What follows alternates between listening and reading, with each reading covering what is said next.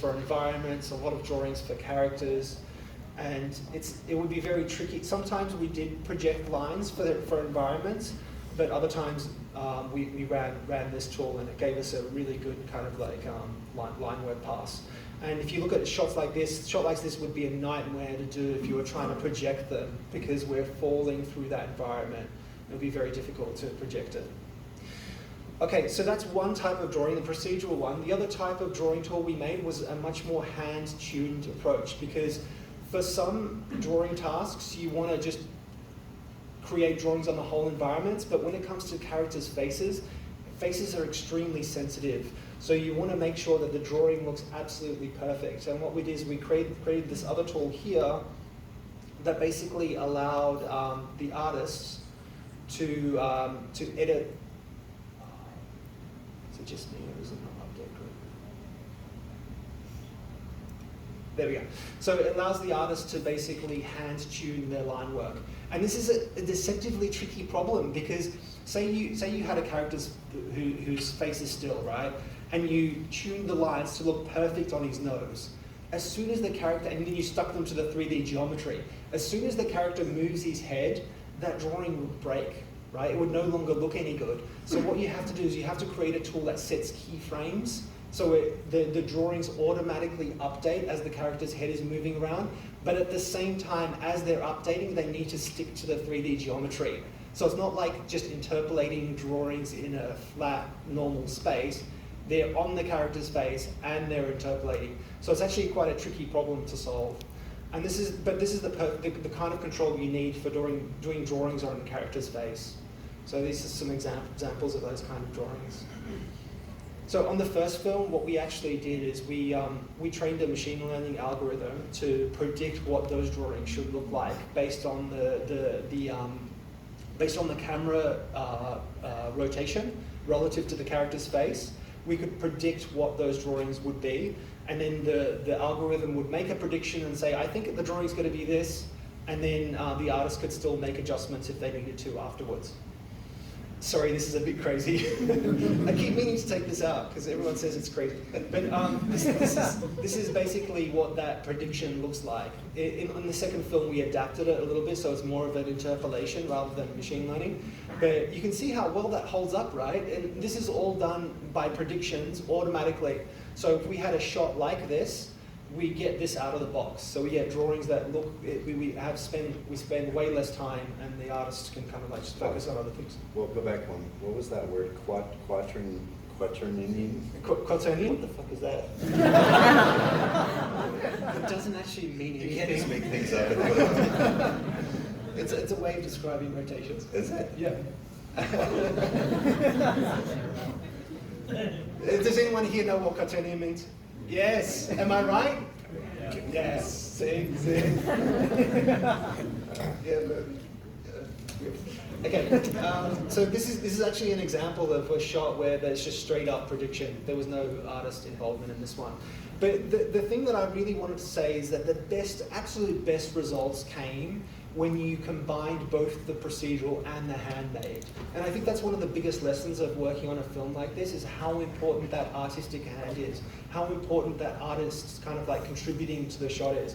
The general rule, and I'm sure Bret would agree with me on this one, is that we were really geared towards trying to have as much of the artist's hand in the shot as possible. And that gave us the best results. It's not really about the technology. All the stuff that I'm showing you here sounds really, like with the quaternion, sounds really fancy. But what we've discovered working on these films is that the technology should empower the artist. The technology shouldn't be at the center. And this is an example of this, right? So you know how Vulture was a really tricky character. We had an example of like the hand-drawn pass, which is this, which looks great. And then on top of that, we have the procedural pass. So you get all the detail from the procedural pass, but you get that really beautiful design that would be impossible to try and replicate with a procedural system. And God knows I tried so hard and failed so hard.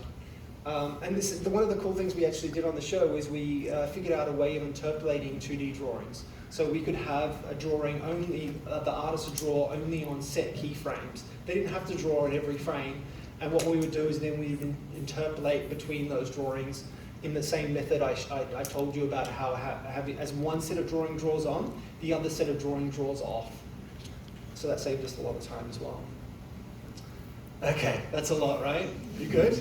Should I go on? Okay, all right. So Rebel, like the Rebel is have you guys, who here knows what Rebel is? Ah, not many people, huh?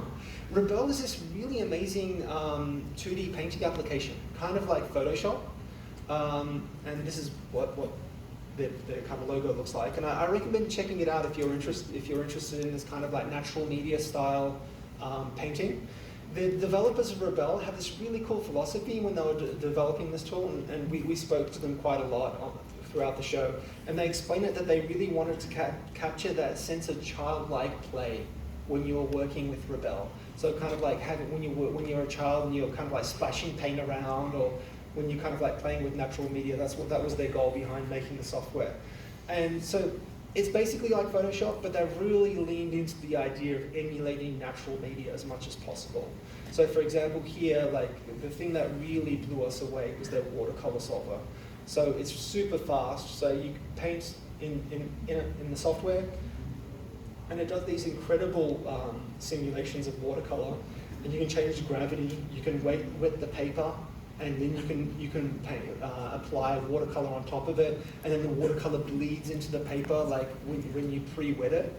So we saw this software when we were first starting Spider-Verse, and we knew that we would have to do some watercolor simulation, and we were like, we need to figure out how to incorporate this. But there's a problem, right? Because Rebel is a 2D painting application. How do you even use that for 3D? So we had this idea of, in Houdini, what we would do is we would create curves, and then those curves would represent a brush stroke within the software. So if this plays, there we go. Oh, no, this one.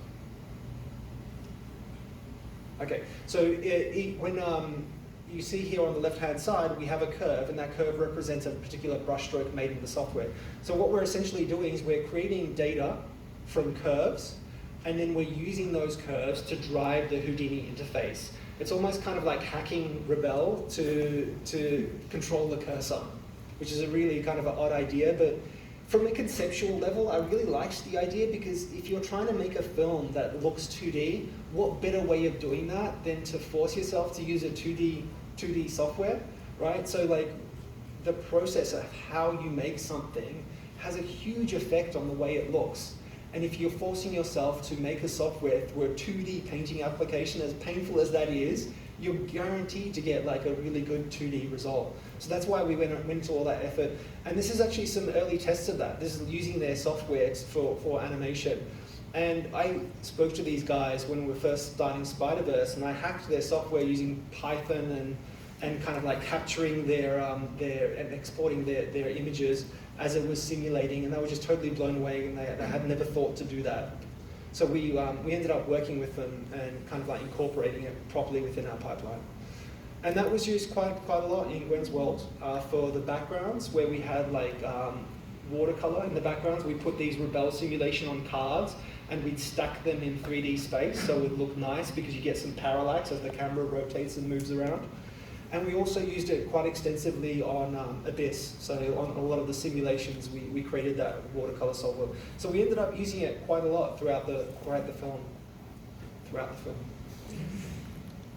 Okay, and that's where I'm going to finish and give it over to Bret.